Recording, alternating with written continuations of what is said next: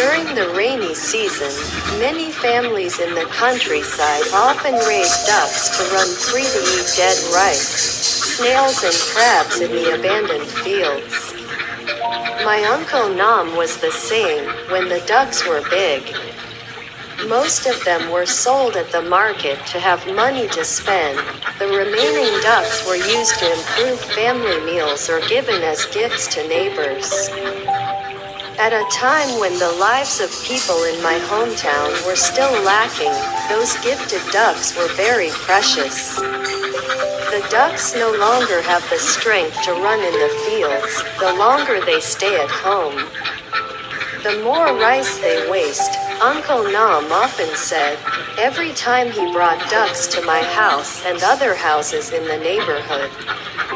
The man who ran with ducks all year round often talked like that, because he didn't want anyone to be grateful to him.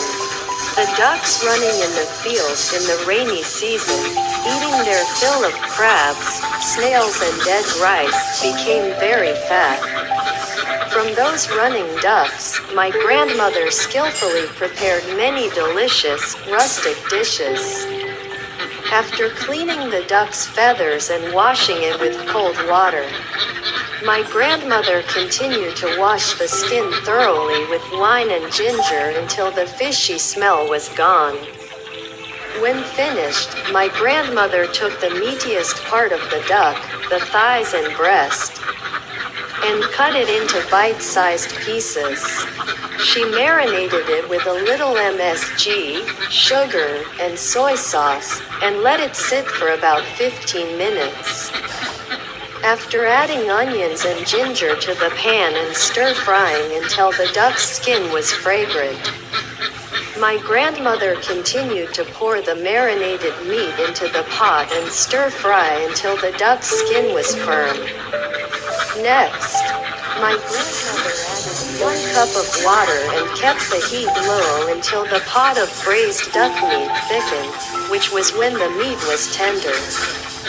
When cooking braised duck with soy sauce, my grandmother never added pepper or chili, because for my grandmother, it was a dish she reserved for her little grandchildren. The remaining duck head, neck, wings, legs, and bones. My grandmother meticulously marinated them with fish sauce, MSG, sugar, and a little crushed lemongrass, and then stewed them. While waiting for the duck meat to soften, my grandmother put the rice pot on the stove and added some dried sweet potatoes. When the rice was cooked, the pot of duck head, neck, wings, and bones stewed with lemongrass were soft. My grandmother brought the rice tray to the counter. Next to the bowl of delicious, still steaming lemongrass duck stewed with steam, was a plate of duck stewed with soy sauce that couldn't be more flavorful.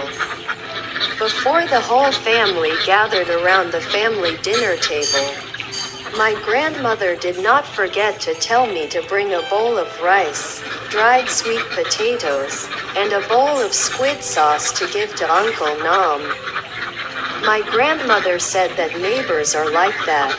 They help each other in times of need. And when people have shown kindness, then we should also exchange cakes and biscuits so that the relationship becomes closer.